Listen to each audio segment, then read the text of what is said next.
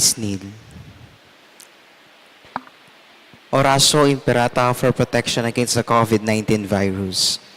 Merciful and compassionate Father, we confess our sins and we humbly come to you to find forgiveness and life.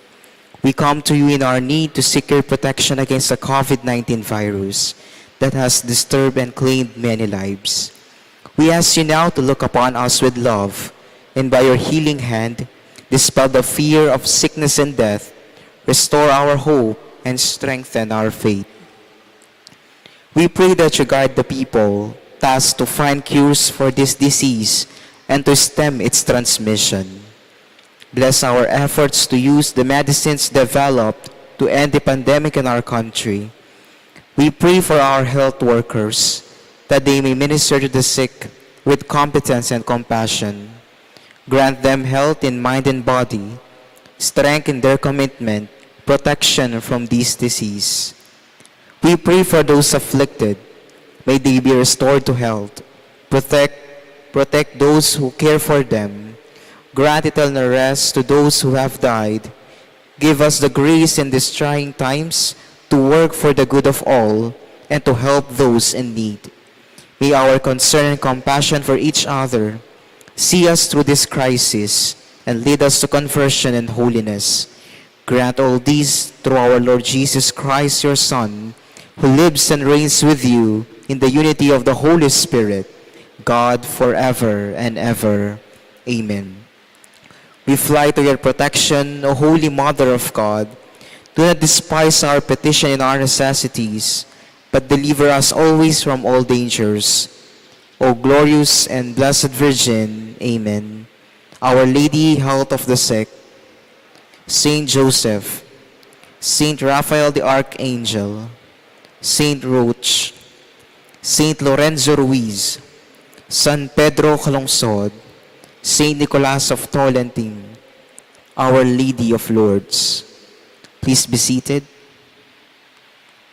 Good afternoon, my dear brothers and sisters in Christ. Let us include in our prayers in this Mass the thanksgiving offering of Margarita Rosales Pineda, Mejia and David family, Marisarte Sampang, Ethan Matthew Ibay. Let us also pray for the quick recovery of Robert Josephson, Dr. Agnes Salvador, Shoni Pineda.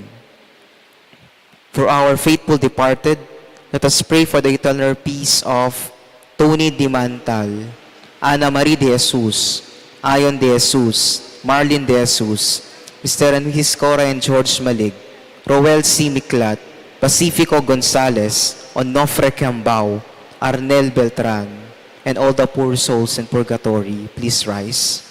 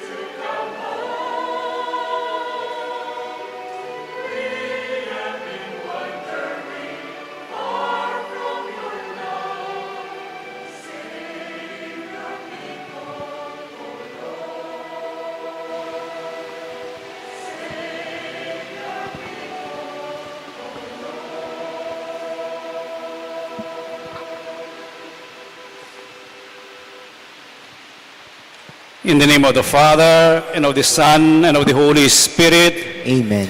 the grace of our Lord Jesus Christ, and the love of God, and the communion of the Holy Spirit be with you all. And with your spirit.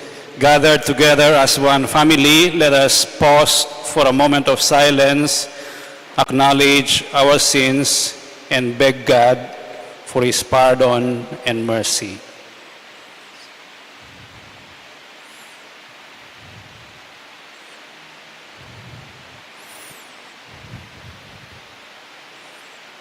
All together let us say, I confess to Almighty God and to you, my brothers and sisters, that I have greatly sinned in my thoughts and in my words, in what I have done, in what I have failed to do.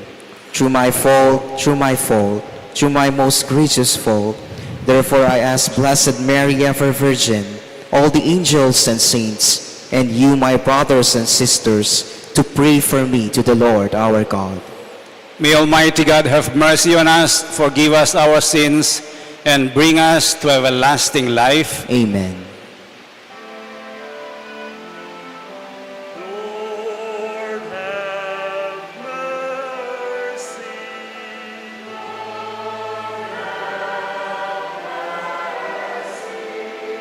Christ, have mercy.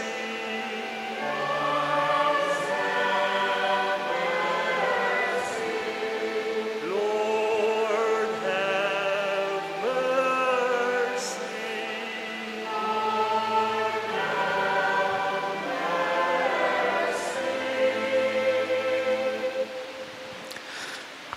Let us pray. By your help, we beseech you, Lord our God, may we walk eagerly in that same charity with which, out of love for the world, your Son handed himself over to death. Through our Lord Jesus Christ, your Son, who lives and reigns with you in the unity of the Holy Spirit, God, forever and ever. Amen.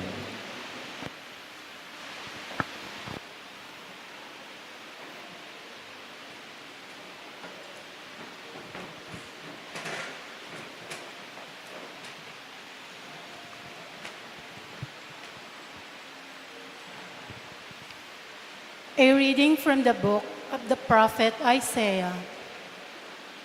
Thus says the Lord, who opens a way in the sea and a path in the mighty waters, who leads out chariots and horsemen, a powerful army. Till they lie prostrate together, never to rise, snuff out and quench like a wick. Remember not the events of the past, the things of a long ago, consider not. See, I am doing something new. Now it springs forth. Do you not perceive it? In the desert I make a way. In the wasteland, rivers. Wild beasts honor me, jackals and ostriches. For I put water in the desert and rivers in the wasteland for my chosen people to drink, the people from I formed myself, that they might announce my praise. The word of the Lord. Thanks be to God.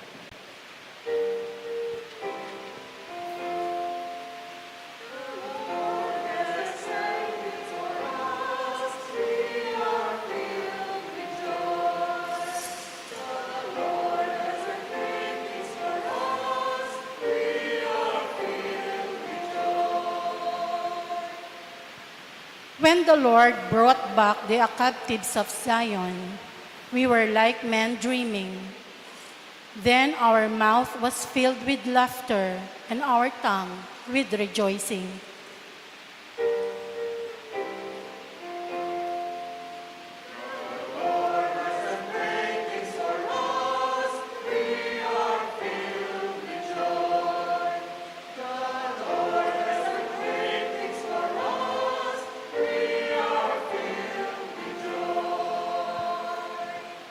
Then they said among the nations, "The Lord has done great things for them. The Lord has done great things for us. We are glad indeed."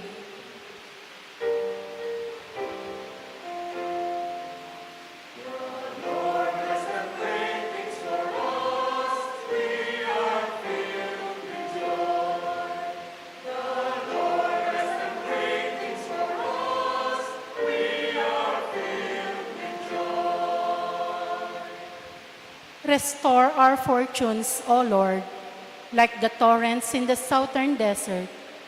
Those that sow in tears shall reap rejoicing.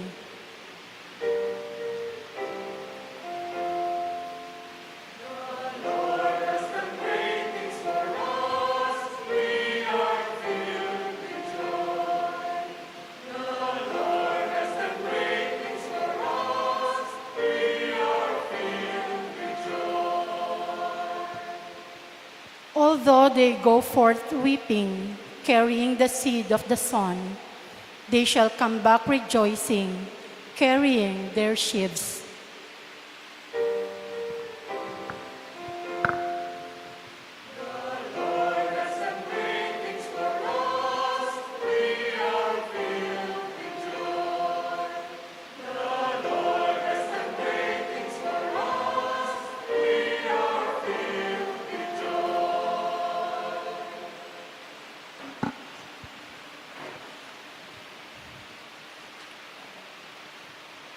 A reading from the letter of St. Paul to the Philippians.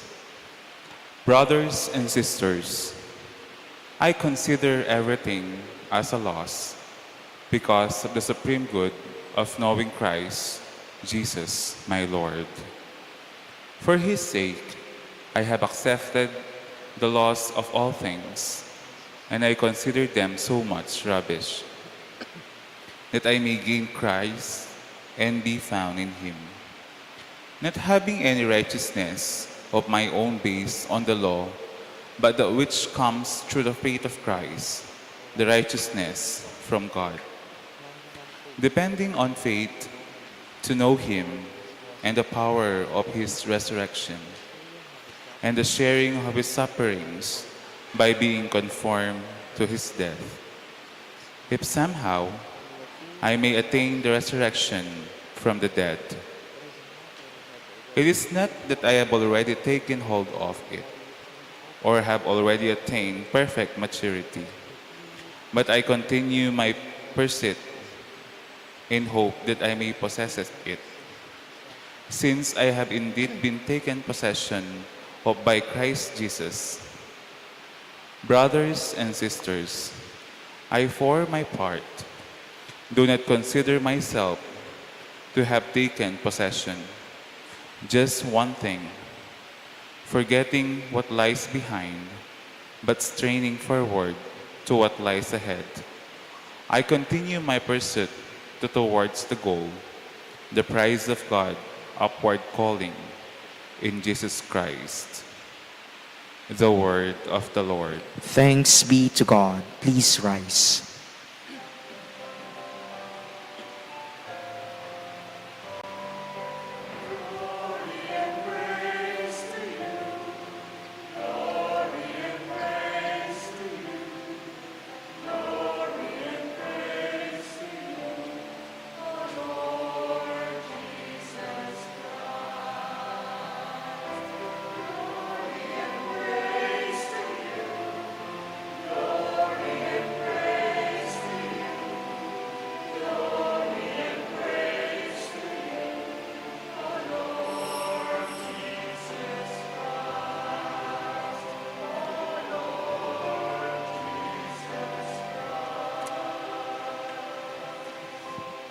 Even now, says the Lord, return to me with your whole heart, for I am gracious and merciful.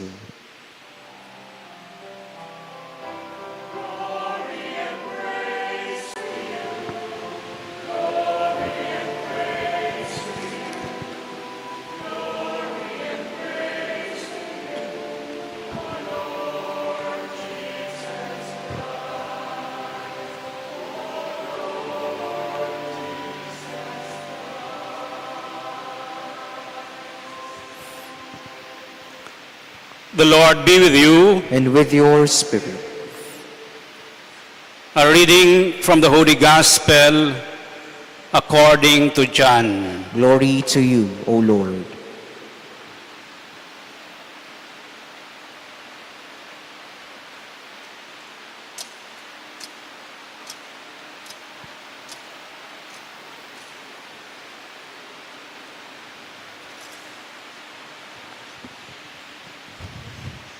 Jesus went to the Mount of Olives, but early in the morning he arrived again in the temple area, and all the people started coming to him, and he sat down and taught them.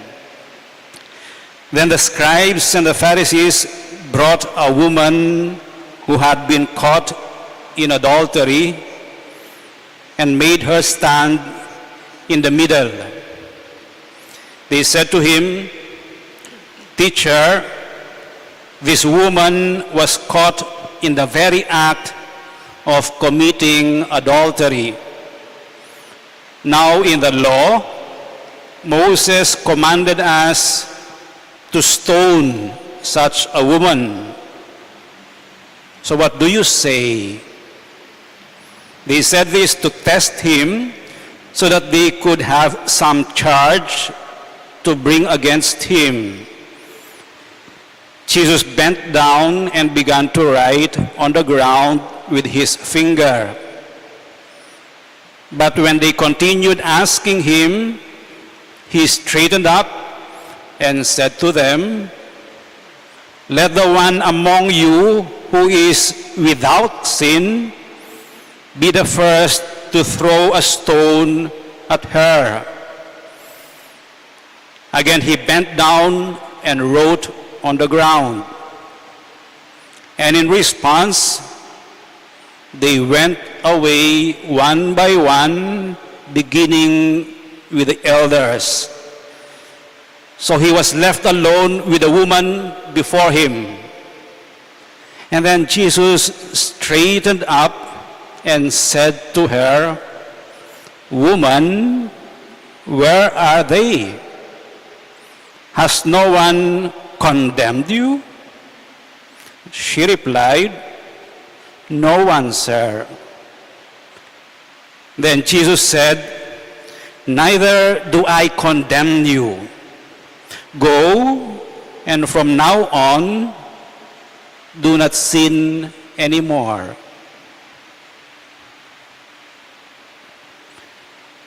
The Gospel of the Lord. Praise to you, Lord Jesus Christ.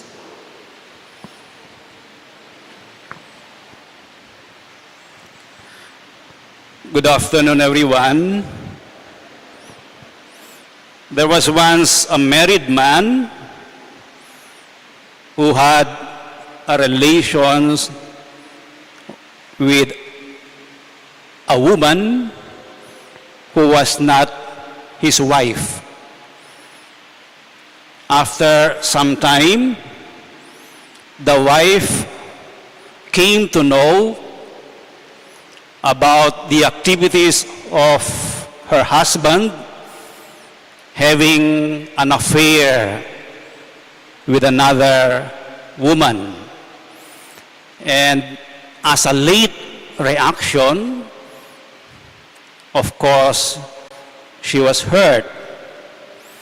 She was also angry.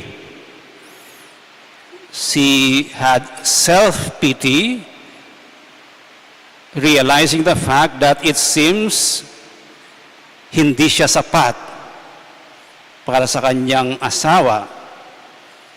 In the middle of that questioning, in the middle of that pain, na nalaman niya yung asawa niyang lalaki mayroong kabit, she also had a relationship with another man. It went for some time until yung asawa niya nadiskubre. And yung lalaki, siyempre yung ego niya nasaktan din. At inexpose niya yung kanyang asawa sa iba. Tinawag niya yung mga anak niya, "You know your mother is a bad woman." Sabi niya sa mga anak niya. Kasi nga, nagkaroon ng ibang lalaki yung asawa niya. What do you think of that kind of situation? It happens, right? It happens around us, among our friends, among our families. It can happen. Different various questions come to mind. What do you think of it? What do you say about it? Should they stay together for the sake of the children? Should they give an account kung sino ang mas maraming kasalanan na ginawa at siya ang magbabayad? Was the man justified in exposing his wife na siya rin siyang unang gumawa? Tama ba yung reaction ng babae? Dahil ginawa ng asawa ko yan, ikaw lang ba? Gagawin ko. What do you say about it? The issue in the gospel, the issue that I'm telling you is about adultery. Technically, adultery is a relationship between a married man and another person who may be single or also married. But the relationship is sexual. It's a sexual relationship of two people where one or both are married. That is adultery. Kung hindi sila kasal o kung hindi sila married, pareho ulit silang single, may ibang term doon. It's called fornication, morally speaking and technically speaking. It can have different levels, but technically, yun ang definition ng adultery. Sometimes, iniisip mo pa lang, tinitignan mo pa lang yung isang tao, married ka o married siya, pinagnanasaan mo na siya, meron ng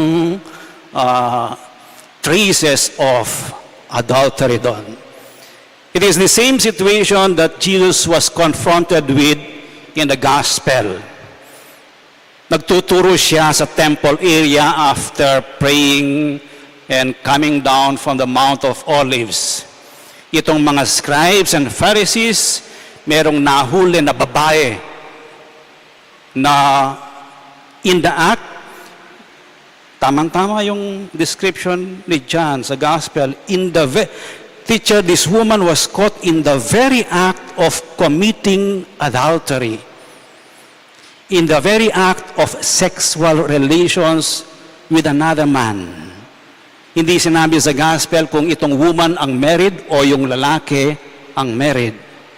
And they brought him this situation. In the law, Moses commanded us to stone such a woman. In other words, to kill this woman by stoning her. Then the question ng mga Pharisees at scribes kay Jesus, so what do you say, teacher? Are we going to implement the law? Or are you going to send this woman away? And this brings us to the dilemma of Jesus. If he obeys the Mosaic law, which is death penalty, there are two consequences. First, kung papayagan niyang mamatay itong babaeng ito, he will lose his reputation as a compassionate man. He is known to be in the company of, or has a big sympathy for sinners and tax collectors. Aba, ang taong to, mapamakaluluyo. And now, ipapapatay niya, or will He allow a person who made a mistake na mamatay siya? So, pwede yung kahit na sino na magkasala, mawawala na yung pagiging compassionate niya? The other consequence is because they were under the Romans at that time, if he obeys the Mosaic law and have him die or stone, have the woman stoned, he will be in conflict with the Roman authorities. Bala mo, para siyang kinukuha yung authority to judge the person, which the Romans have the privilege of executing or practicing. That is the first dilemma. That is the first choice, if he so chooses it. The second is that if he favors the woman, compassionate si Jesus maawain siya and he becomes lenient to the woman who committed adultery. And then, he would be accused of going against or breaking the law of Moses. And by implication, he will be in favor of adultery. He will be condoning adultery. And that will cause confusion and chaos.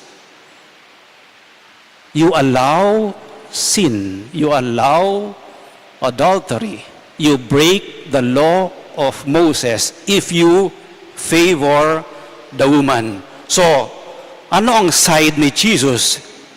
Which side did Jesus take? Jesus took the side step. He did not choose between 1 and 2, but rather, ang sinabi niya, let no one among you who is without sin be the first to throw a stone at her. Yung sabi ni Jesus na yon, he recognizes yung law of Moses. Okay, you stone her. Let's stone her. Let the one na walang kasalanan, na malinis, siyang unang magbato. Sige, okay lang. And they left one by one. No one stoned her. What did Jesus do? Our approach, hindi natin kakausapin yung babaeng yon. Our attitude, marumi yung babaeng yon. Kailangan parusahan yon. The approach of Jesus is, what do you say? What will you do? Anong gagawin mo? Ibinalik ni Jesus yung responsibility of judging to each one, which is what He does in today's Fifth Sunday's Gospel. Ano ang ating attitude? Ano ang ating responsibility? Ano ang ating gagawin kapag ang isang tao ay nagkasala? Kapag ako ay nagkasala? So the approach of Jesus was more personal and moral, not exactly legalistic. He invites us to look into our own mistakes, and He invites us also on our responsibility. What do we do when another commits a mistake? Even though, ang laki-laki nung mistake na yon. So when no one stoned the woman, Jesus asked her, nasaan na sila? Nasaan na yung nagdala sa'yo dito? Nasaan na yung pinapausga ka? Bakit hindi ka binato? Wala po. And Jesus said to the woman, neither do I condemn you. Go now and sin no more. Neither do I condemn you. That's a very big word. Hindi kita inuuwasgahan at hindi kita itatakwil. Hindi rin kita babatuin. Hindi rin kita paparusahan. Di ba parang walang hustisya ang Diyos? No? May nagkasala, dapat ng katapat niyan parusa. But that is the mentality of human persons. But yung ganong pagtingin at paggawa, may tawag dyan. Ang tawag dyan, it's the mercy of God. The mercy of God is a gift. It is a grace. It tells us who God is. He is pure mercy. He is pure forgiveness. And He is very generous in imparting forgiveness to each one, no matter what kind of sin one has committed. Secondly, that mercy of God is concretely exemplified by Jesus. Jesus knows, He recognizes that this woman committed adultery. He recognizes and He sees that this woman was guilty, but He did not demand anything. Wala siyang hiningi na magsisi ka muna and then I will not condemn you. Magbago ka muna, then I will not condemn you. Mag-ayos ka muna, magbayad ka muna sa kasalanan ginawa mo, and then I will not condemn you. No. Jesus sees our mistakes. God sees our sinfulness, our weaknesses, but He does not ask or demand any satisfaction for the wrongdoing that we have done. At least in this gospel for today. And thirdly, the mercy of God, and which is what the church imparts through the sacrament of reconciliation, the mercy of God cancels out, erases it, deletes our mistakes, forgets. Kung merong isang katangian na gusto ko sa Diyos, meron siyang amnesia sa kasalanan ng tao. Sa ating pagkakamali, madali siyang makalimot. This is the same thing, I think, with what the gospel of last Sunday tells us. When this young man returned after spending all the money of his father, and he wanted to ask for forgiveness and work in his father's vineyard, anong ginawa ng tatay? Yung tatay sinalubong. Nag-celebrate, binihisan, pinatay yung baka na inaalagaan nila. No questions asked. Wala siyang hininging kwenta. Ano lahat ang pinaggastusan mo? Wala. The same thing here. The mercy of God does not give us or demand of us any accounting. I think it is the church who obliges us to give an accounting of the wrong things that we have done. This is God. This is the approach of Jesus. When someone commits a mistake, when someone sins, neither do I condemn you. but He tells us, go and sin no more. And this is Lent. This is the message of the fifth Sunday of Lent. Lent is a moment. It's not just a period, mahaba yung period eh. It's not only a season. We experience Lent when we forgive. It's a moment, minsan sandali lang moment, when we impart forgiveness sa isang tao na nanakit sa atin. It is a moment of forgiving, but it is also a moment of sinning no more. In other words, Lent is that moment when I make a resolve, iiwasan ko ang mali.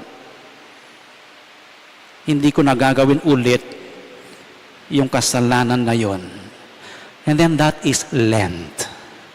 You are in that moment, we are in that moment of Lent when we forgive, when we make a resolve not to make sin anymore. Let us pray for that grace, that we may imbibe or imitate the God who is merciful and the God who is manifested, shown, exemplified in our Lord Jesus Christ. Let us now stand and profess our faith. All together let us say, I believe in God, the Father Almighty, creator of heaven and earth, and in Jesus Christ, his only Son, our Lord, who was conceived by the Holy Spirit, born of the Virgin Mary, suffered under Pontius Pilate, was crucified, died, and was buried.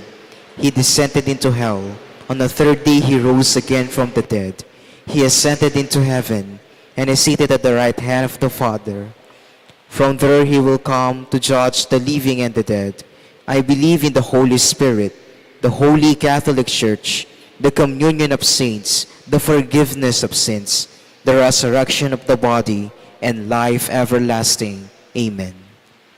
in confident faith, let us pray to the Father who, through the sufferings of His Son, has saved us from all condemnation. And let our response be, Lord, hear our prayer. Please repeat. Lord, hear our prayer.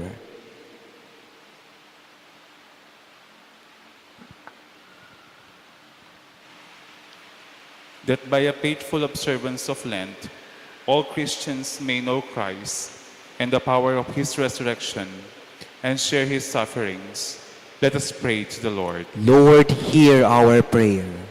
That the Lord Jesus may bring to repentance those in most need of His mercy. Let us pray to the Lord. Lord, hear our prayer.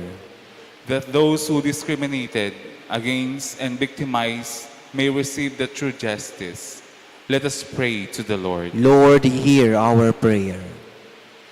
That we may be ready to practice compassion and forgiveness, rather than accuse or pass harsh judgment on others. Let us pray to the Lord. Lord, hear our prayer. That those who have died may reach the perfections that comes through the faith in Christ. Let us pray to the Lord. Lord, hear our prayer.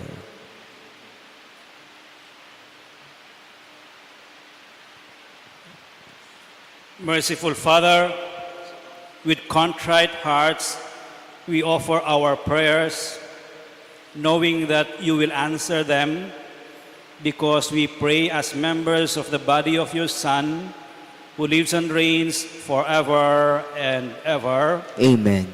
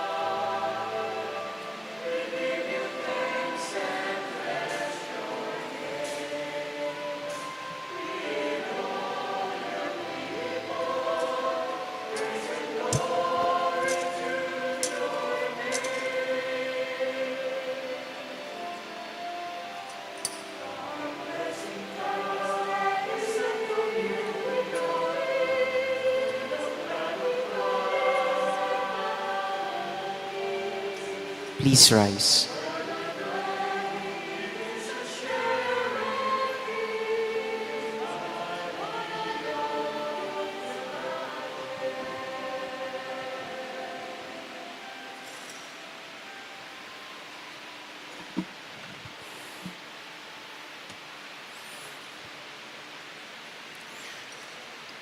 Pray, brothers and sisters, that your sacrifice and mine may be acceptable to God, the Almighty Father. May the Lord accept the sacrifice at your hands with the praise and glory of his name, for our good and the good of all his holy church.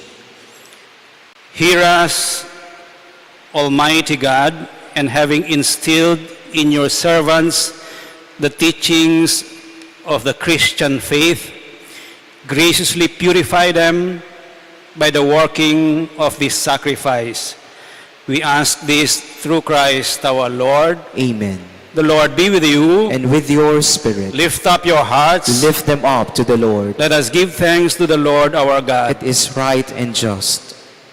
It is truly right and just, our duty and our salvation, always and everywhere to give you thanks, Lord, Holy Father, Almighty and eternal God, through Christ our Lord. For as true man, he wept for Lazarus, his friend, and as eternal God raised him from the tomb, just as taking pity on the human race, he leads us by sacred mysteries to new life. Through him, the host of angels adores your majesty and rejoices in your presence forever. May our voices, we pray, join with theirs in one chorus of exultant praise as we acclaim.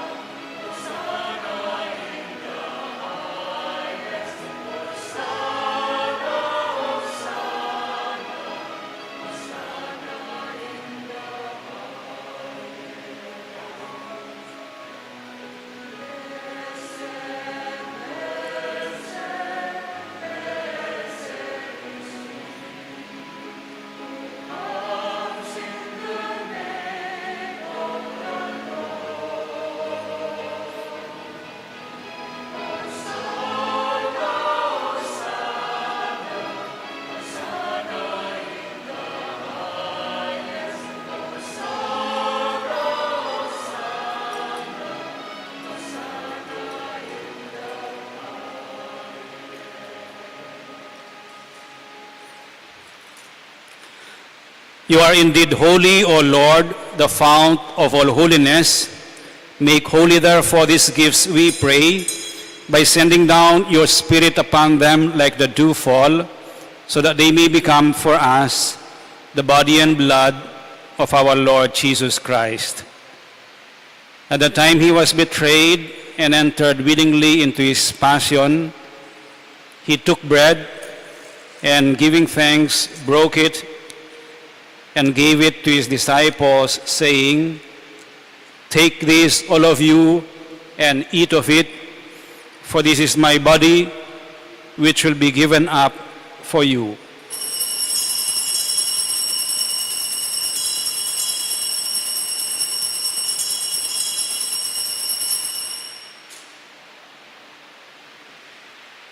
In a similar way, when supper was ended, he took the chalice and once more giving thanks, he gave it to his disciples, saying, "Take this, all of you, and drink from it, for this is the chalice of my blood, the blood of the new and eternal covenant, which will be poured out for you and for many for the forgiveness of sins.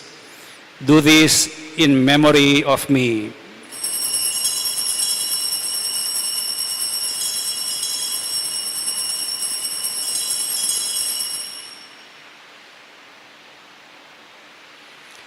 The mystery of faith.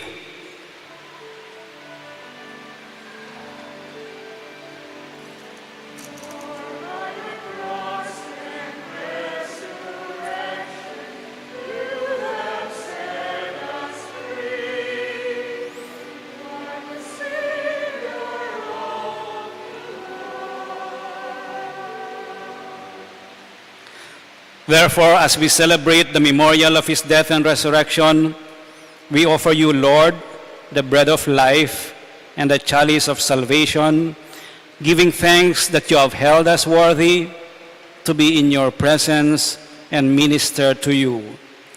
Humbly we pray that partaking of the body and blood of Christ, we may be gathered into one by the Holy Spirit.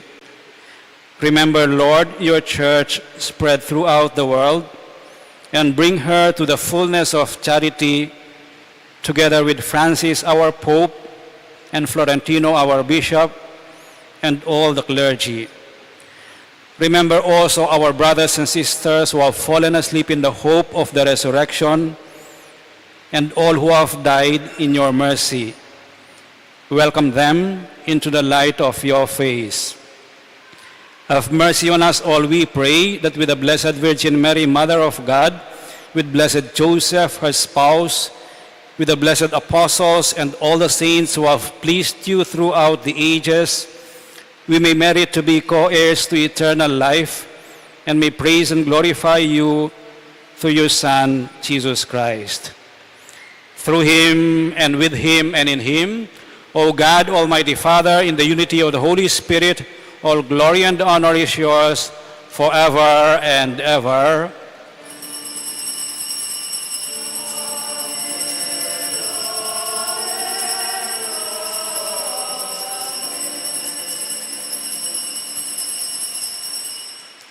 With faith and confidence, now let us pray for the coming of the kingdom as Jesus taught us.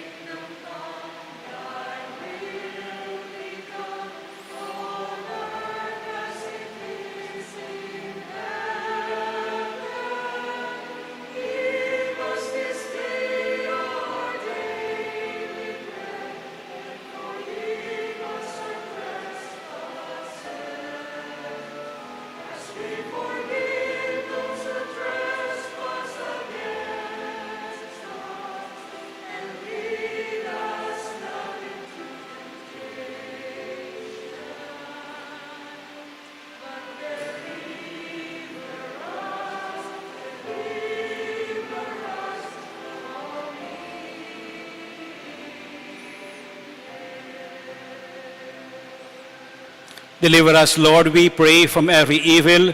Graciously grant peace in our days, that by the help of your mercy we may be always free from sin and safe from all distress, as we await the blessed hope and the coming of our Savior, Jesus Christ.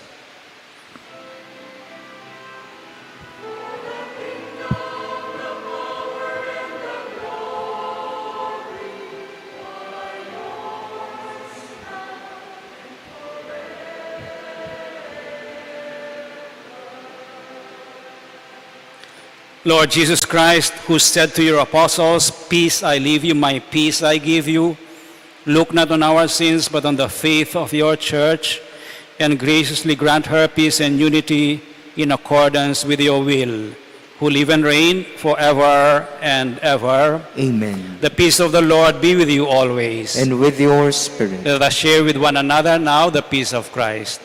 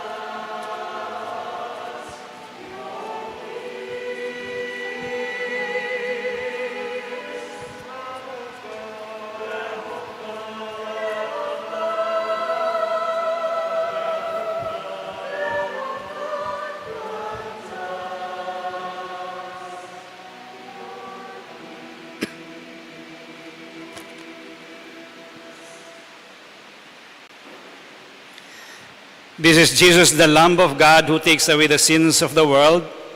Happy are those who are invited to partake of this most holy communion. Lord, I am not worthy that you should enter under my roof, but only say the word, and my soul shall be healed. My Jesus, I believe that you are present in the most holy sacrament.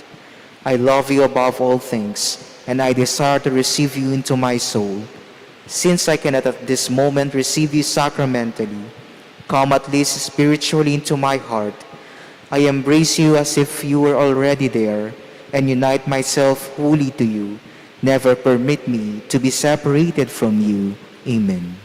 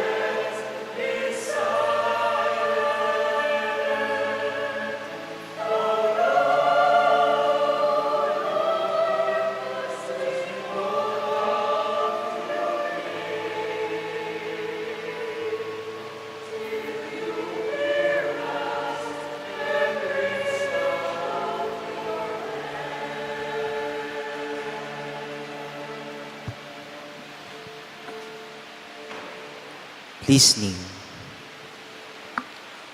Let us pray that the forthcoming national and local elections may truly reflect the will of the Lord who guides the destinies of nations. For every petition, let us pray together, deliver us, Lord. From coercion, intimidation, violence, and terrorism. From dishonesty, lies, and all distortion of truth. From bribery, graft, and all conspiracy of fraud. From gullibility to deceptive and blindness of perspective. From threats, intimidation, and perverse language. For every petition, let us pray together, hear us, O Lord. That conscience may always be our ultimate norm. That the common good may always be our highest goal. That human dignity may be respected at all time. That the poor and the weak may always have the priority. That care for creation may never be ignored. That solidarity may guide the path of peace and development. That genuine fear of God and love of neighbors may guide those who seek public office. Let us pray, Shepherd of souls and Savior of the nations. Politics is your gift to us, a call to serve others and grow in holiness. Guide our politics as you guide our lives.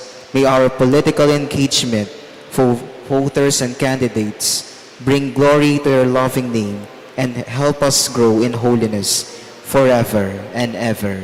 Amen. Let us pray.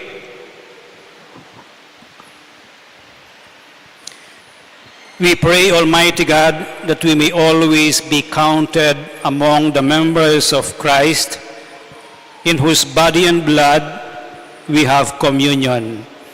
We ask this through Christ our Lord. Amen. Kindly be seated for some announcements.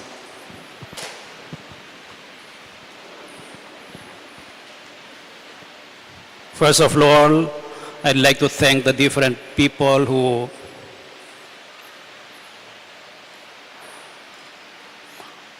gave some sustenance for the past week to the rectory and for the flowers and hosts.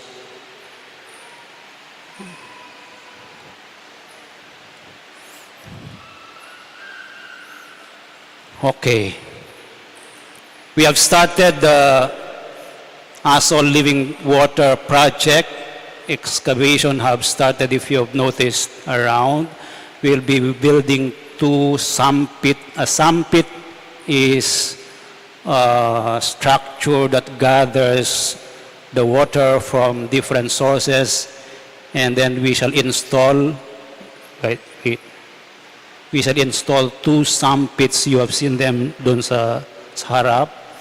And we, inside the sump pit, when the water is gathered, we will install two automatic submersible pumps, which when the water level has reached these points, they will start pumping out water from the sump pit to the drainage outside, so that the result, we will not get flooded in the shrine. This will not be underwater anymore. So let us pray that this project will succeed, and we have a budget of 2.7 million to build the two.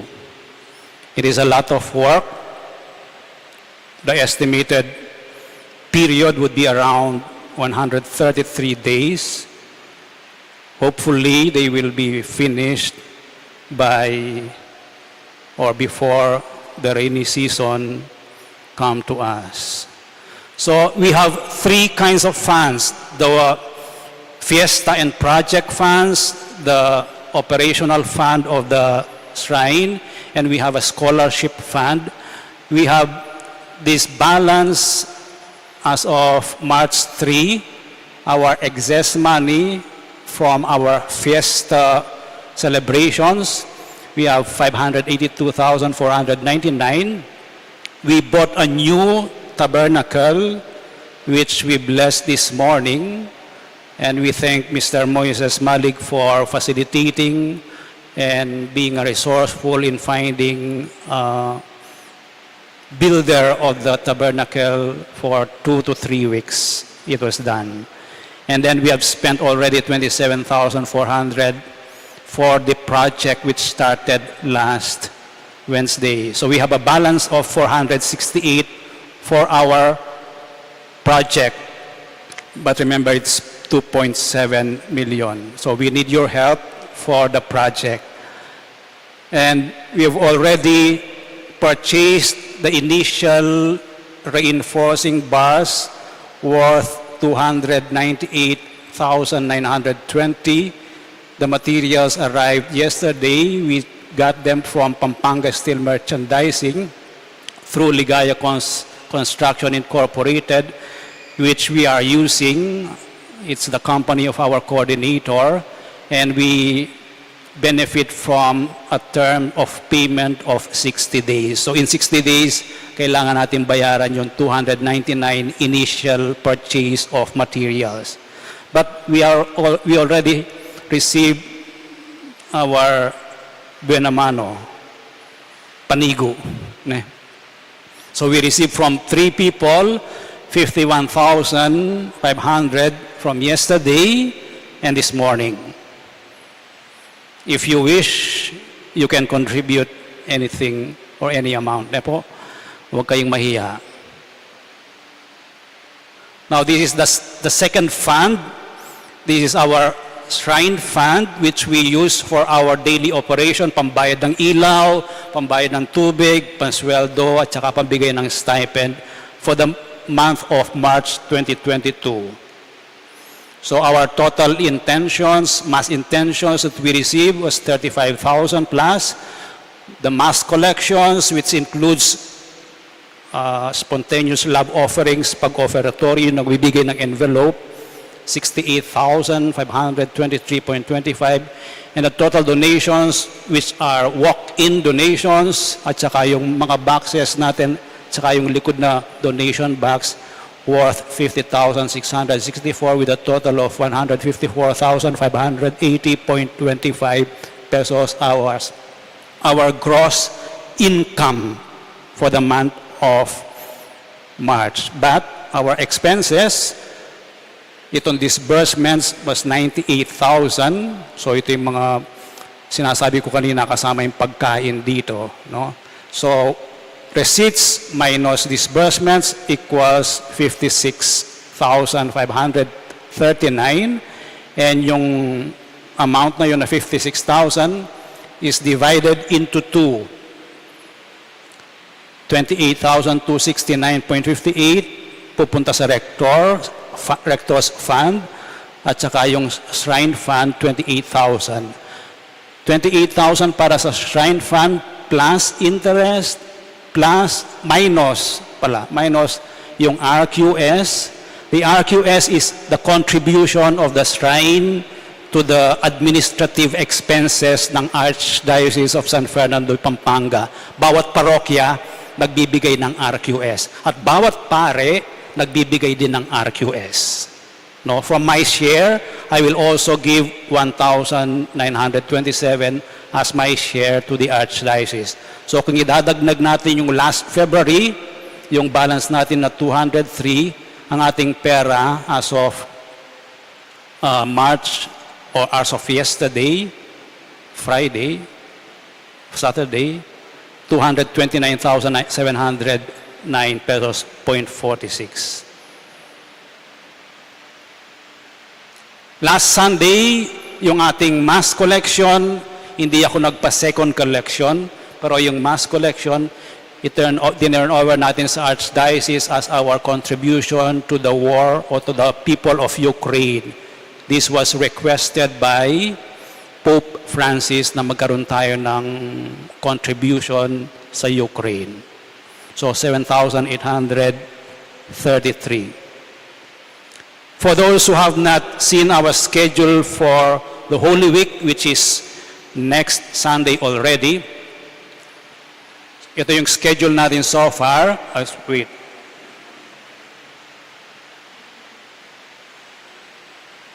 Meron pa tayong 2 araw ng Stations of the Cross sa this coming Wednesday and on Holy Wednesday dito sa shrine pagkatapos merong misa.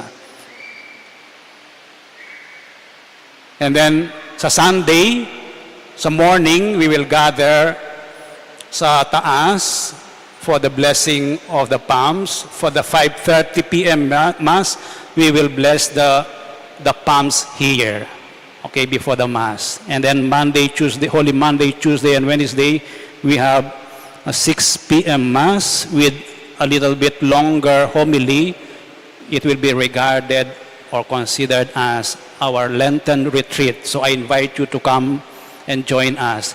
The rest of the Holy Week, the Triduum, tatlo, Huwebes Santo, Biyernes Santo, and Sábado de Gloria. These are our schedule and activities. For the Easter Vigil, it will start at 7 o'clock. We will provide you with candles and we will bless water also, which we distribute in a limited edition. Naka-bottle yon, okay? And for the Easter Sunday Masses, we will distribute during the 8 or after the 8 p.m. Mass, Easter eggs. No po? Kukulayin natin silang talagang masigla, no? Easter eggs. Kukulayin natin ng pink at saka kulay pink. Tsaka yung iba naman na eggs, kulay pink. Okay? Yun po yung schedule natin. So I invite you to join us dito sa ating shrine. This coming Saturday, April 9, walang misa na 8 o'clock. This is our regular Saturday Mass, 8 o'clock. No? Because there is an 8:30 Christmas at the cathedral. It will be attended by all the priests of the Archdiocese, but it is not open to other people. Pero pwede po kayong manood sa live stream, yung FB ng ating shrine, pwede nyong i-access doon. Next, please kneel for the prayer to Our Lady of Lourdes.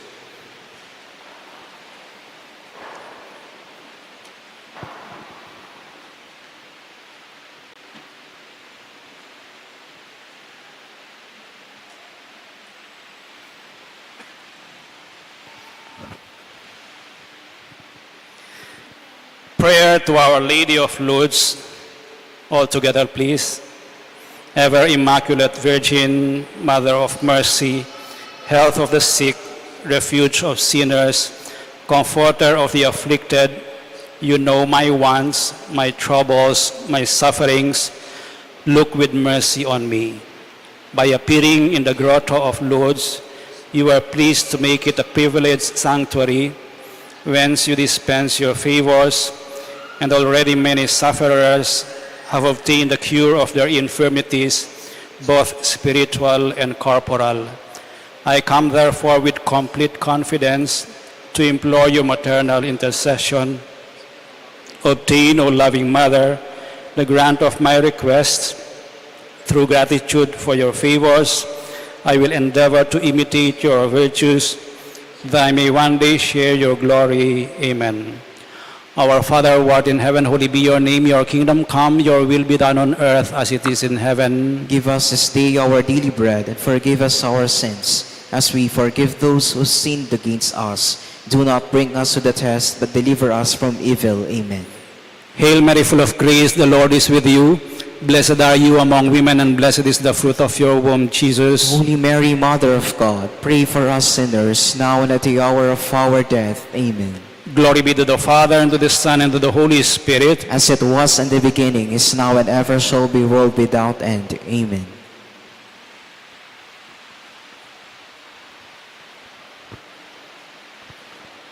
The Lord be with you. And with your spirit. May the Almighty God bless you all, the Father, and the Son, and the Holy Spirit. Amen. The Mass is ended. Go in peace. Thanks be to God.